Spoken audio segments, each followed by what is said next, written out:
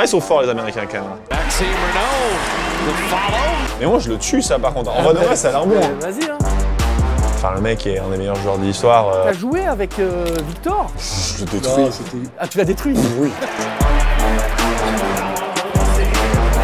Maxime, comment ça va? Ça va bien toi? Ça va, la forme? Ça va super. Bon, merci de nous accueillir ici, Sacramento, Californie. Ça va, tu changes pas trop de secteur, t'aimes bien Non, rester ça au va. soleil? Exactement, le soleil, les palmiers, la bonne bouffe. Ouais, Enfin. on va voir. Bah écoute, tu vois, typiquement on est dans un restaurant français ici. On voulait te faire découvrir un petit peu l'endroit puisque tu viens d'arriver à Sacramento. Donc bah écoute, on y va? Allons-y. Allez.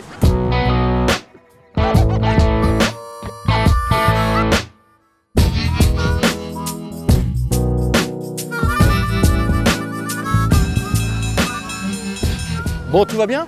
Tout va très bien.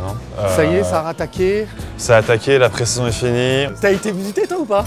J'ai dû chanter Billie Jean devant tout le monde en train de faire une petite danse au même moment. Je suis pas très bon. Approximatif. Tu dois porter les caisses de vin de Russell Westbrook quand tu rentres de LA. Ok. Voilà, et tu vas chez les donuts à mon avion. Mais voilà, c'est tout, c'est pas trop terrible. Pas trop embêté.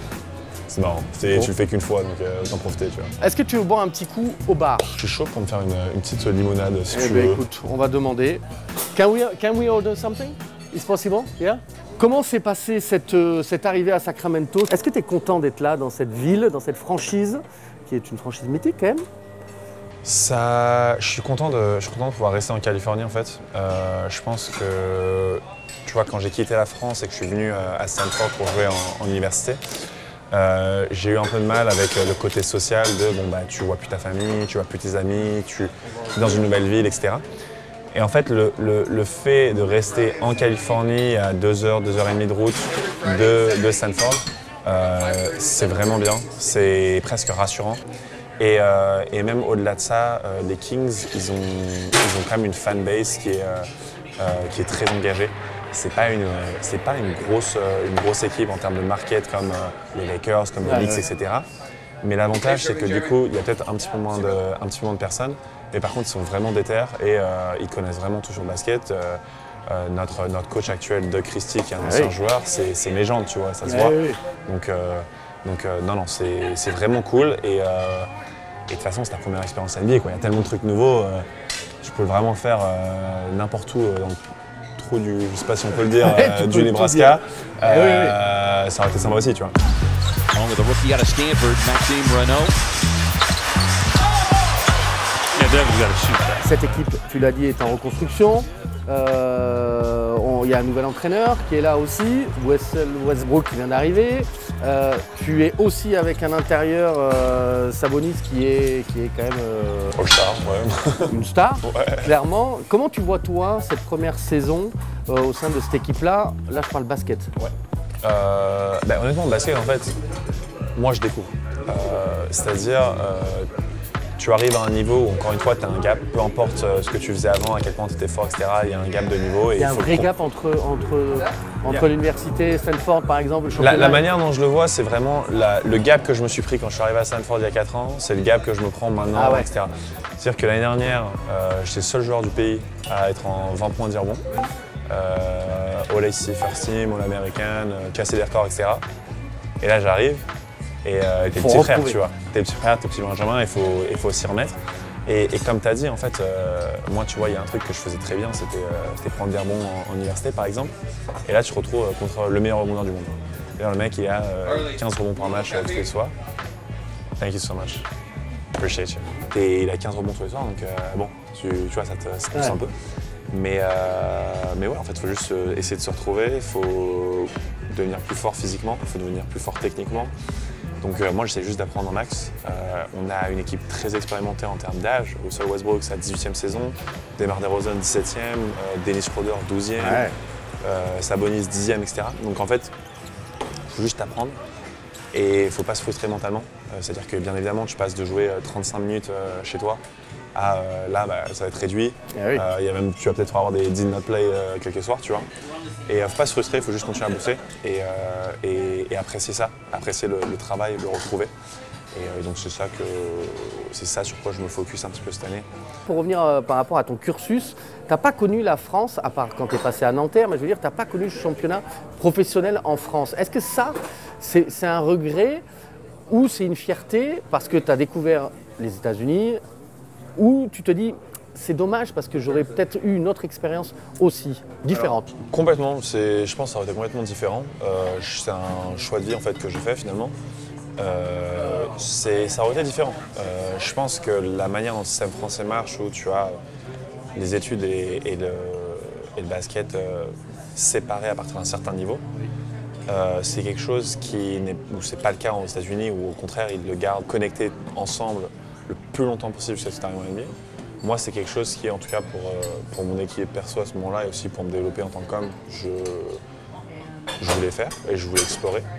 Donc évidemment que oui, ça me fait bizarre que moi je rentre dans ma première saison professionnelle et j'ai mes potes que je vois en équipe de France qui ont le même âge que moi, qui sont dans leur 5e. C'est un petit peu bizarre, je me sens peut-être un peu, tu vois, déconnecté, mais c'est un choix complètement différent et je pense que j'ai rencontré énormément de personnes. J'ai eu l'occasion de faire 1 million de choses que je n'aurais pas pu faire si je restais en France. Et puis j'ai découvert une nouvelle culture, je suis allé dans un nouveau pays. Enfin, je pense qu'en termes d'expérience de vie, c'est le genre de choses où je t'en rappellerai toujours, tu vois. Bien sûr. Est-ce que tu te sens plus français ou américain aujourd'hui même? Non, bah, c'est une bonne question. Je sais pas si ça va répondre exactement, mais quand je suis arrivé aux États-Unis, la première chose que je me disais, c'était, mais de toute façon, dès que j'ai fini avec les études et le basket, je rentre en France. Ah oui. C'est la première chose que je me suis dit. Et maintenant, après 4 ans, je réalise que, mais attends, mais au final, mon travail est aux États-Unis, je vais éventuellement, tu vois, avoir une maison aux États-Unis, Oui, ta vie une va copine s'écrire aux États-Unis. Si je crée une famille aux États-Unis, est-ce que j'aurai toujours le même désir de rentrer en France? Et du coup, c'est une réflexion qui tourne toujours. Je pense que je suis encore français de toute façon. J'ai grandi en France, ma culture est française, il n'y a pas de souci. Mais culturellement, je commence à connaître une autre culture, à faire partie d'une autre culture aussi, parce que le paysage sportif aux États-Unis, c'est super important culturellement. Ouais. Et j'en fais partie au plus haut niveau possible, donc je réalise ça aussi. Et ouais, encore une fois, quand ta vie quotidienne, c'est les États-Unis, j'ai pas encore la green card, tu vois, mais t'as un peu cette binationalité qui arrive. Est-ce qu'à un moment donné, tu n'as pas eu ce blues-là de la France? Souvent. Elle t'a manqué? Ma famille, mes amis, etc., bon, ça manque plus que tout. Mais c'est plus la manière de vivre, la vie à la française. Par exemple, quand il n'y a pas vraiment d'hédonisme dans le sens où tu peux pas venir te poser et prendre un café comme ça et juste rester en terrasse pendant 2, 3, 4 heures sous le soleil pendant l'été. Non, aux États-Unis, c'est plus tu dois aller faire une activité. Tu dois aller dépenser de l'argent pour faire quelque chose. Parce que si tu sors pour être avec des gens, pour chiller, c'est un peu bizarre. Il faut faire quelque chose. Et moi, c'est quelque chose. Non, venez, on relaxe, il n'y a pas de souci, tu vois. La nourriture. C'était un truc, mais même aujourd'hui, ça a été j'ai du mal. Ah ouais, c'est vrai. Même aujourd'hui, j'ai du mal. C'est tellement sucré, salé, frit, process. Même aujourd'hui, c'est vraiment, si on n'avait pas on a la chance à Sacramento de bosser avec plein de fermes, plein d'éleveurs, en connexion directe avec eux pour avoir des produits vraiment de qualité. Et on a 2 chefs qui sont vraiment excellents. Mais sans ça, ce serait vraiment une galère.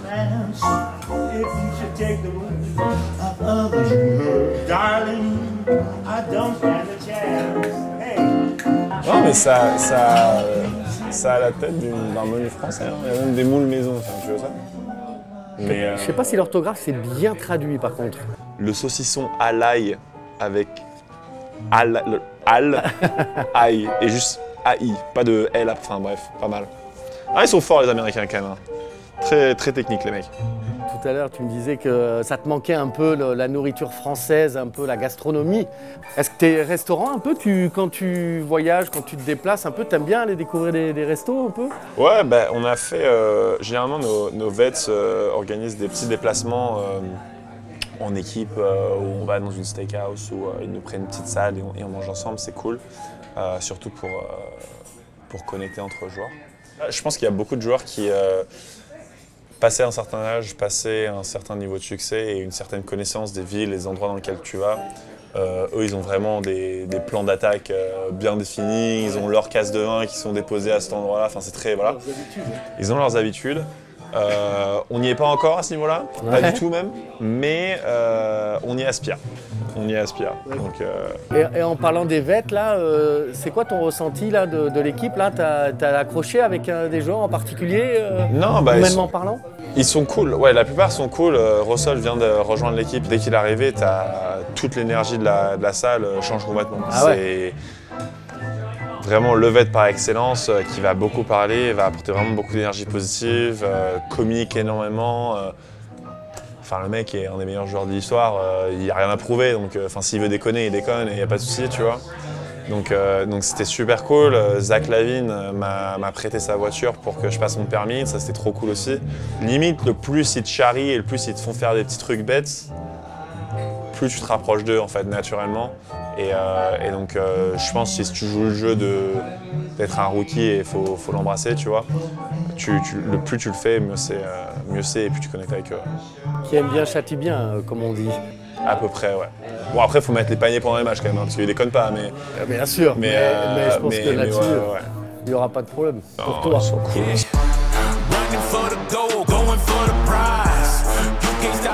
La draft, un moment important. T'étais attendu ce choix-là, ce pic-là, ou t'espérais mieux? T'as vécu ça comment? J'étais projeté en fin de premier tour à la base. Ouais. C'était un petit peu les attentes que j'avais.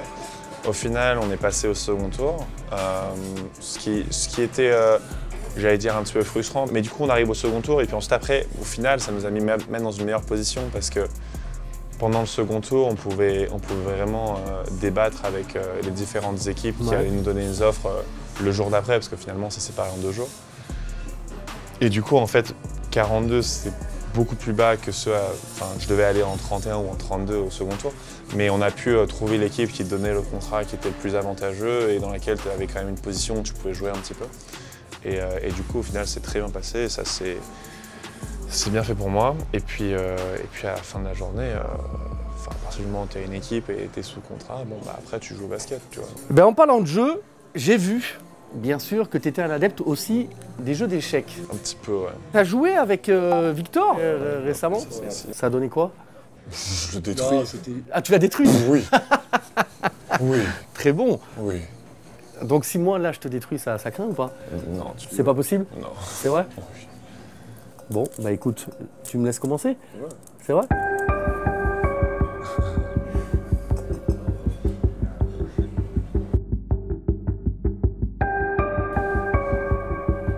Je sais plus. Non. Je sais pas jouer. Je voulais voir. Il m'a appris le coup, je te jure, il y a 2 minutes. Et il m'a dit, bah, tu fais comme ça. Et puis, à mon avis, ça passe. Non, ça passe pas du tout. Je sais pas jouer, il faut que tu m'expliques. C'est pas grave. C'était un gros leurre. Donc là, le but, c'est de prendre le centre. C'est ça?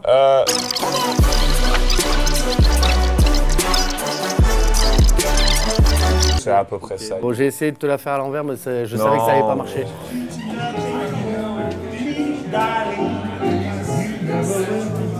Thank you so much. Do you have mayo too by chance? Can I do that? Thank you so much. Mais moi je le tue ça par contre. En vrai de vrai ça a l'air bon. Hein. Vas-y hein. Écoute, croque-monsieur. Franchement, les frites sont bonnes. Hein. Alors, ouais, c'est ce qu'il disait. Non, je vais quand même goûter les frites pour voir. Ouais. Parce que nous, chez nous, c'est important les frites quand même. Mais par contre, il y a un truc qui est réel. Je sais pas si vous l'avez ressenti, mais personnellement, dès que je rentre en France, en 2 semaines, je perds à peu près 2 kilos. Et dès que je reviens, en 2 semaines, je reprends 2 kilos. Can I have a water, please? Thank you. Fresh aioli. It's really tasty if you want to give it a try. Yeah, I think we can try that. Water? Yeah, please. Thank you so much. Là, alors, tu vois, ici, je trouve qu'il y a un accent. Ah ouais? Faut pas que t'ailles dans celui-là. Ah ouais? Je suis allé en Texas, tu vas douiller là. Ah ouais? Ah ouais. Texas, Alabama, etc. ils parlent, c'est comme quand tu écoutes de la country music, Ouais. ils ont un petit peu un twang Ouais. dans la manière dont ils parlent. Et ça, c'est par contre, c'était pas prêt vraiment, enfin moi je comprends pas, même aujourd'hui je comprends pas. Hein. Tranquille. Et après, les gens de LA, c'est les gens de LA quoi. La manière dont ils parlent, c'est un... Ils rallongent des phrases tout le temps et c'est Tu chiant. comparais à quoi par rapport à en France, LA? C'est un peu le bobo parisien Ah ouais relou, tu vois. Mais c'est pas méchant, mais c'est marrant. Oui, oui, oui. Tu le détectes, tu le détectes. Par rapport à tes parents et à ta sœur, ils t'ont toujours poussé, accompagné, parce qu'on sait que souvent quand on a des carrières sportives qui commencent comme ça, ça demande des sacrifices aussi pour les parents, les déplacements dans les week-ends ou les choses comme ça. C'était quelque chose qu'ils étaient très présents. Ouais, beaucoup. Le seul truc qu'ils ont jamais voulu que je fasse, c'était que je rejoigne un pôle de sport-études ou quoi que ce soit. Et c'était quelque chose où, dans ma tête, j'étais mais attends, mais le pôle d'Île-de-France et l'INSEP, c'est vraiment le seul moyen pour moi d'arriver à être professionnel, alors que pas du tout. Mais j'étais très énervé contre eux parce que je me disais mais je comprends pas, vous prenez mes rêves, machin. Alors qu'en fait non, pas du tout. Tu peux rester dans un collège, dans un lycée normal et en même temps aller à l'entraînement à côté. Et au contraire, en fait, c'est ce qui m'a permis d'aller à Stanford plus tard. Donc finalement, c'est la meilleure décision possible. Et ils ont été toujours extrêmement supportifs, que ce soit pour les voyages, soit pour les entraînements, soit pour tous les trajets en voiture, pour être supportif, pour tout, pour vraiment tout. Et même aujourd'hui, tous restent très tard le soir, regardent les matchs, alors que les gars, il est 3h du mat, allez vous coucher, tu vois. Mais, C'est les premiers fans. ouais, vraiment, et c'est super agréable. Il y a presque des moments où je me sens presque un peu gêné de me dire mais c'est juste du basket, il n'y a pas besoin d'être aussi investi. Mais je pense que ça leur fait plaisir et ça nous donne quelque chose. Donc bien joué les mecs, on continue. C'est bien. Et ouais, c'est super. Bon, c'est cool, merci en tout cas de ce moment ici merci à à toi. Sacramento. On a hâte, on va te suivre toute l'année sur Prime, tu vois, et puis on reviendra te voir pour voir comment tu t'adaptes à cette, même si tu connais très bien la Californie, mais à cette nouvelle franchise, à ce niveau-là de la NBA. Puis on a hâte de te revoir aussi en équipe de France, on espère. J'espère aussi. Merci à toi en tout cas. Merci beaucoup. Et bonne saison. Merci. Merci.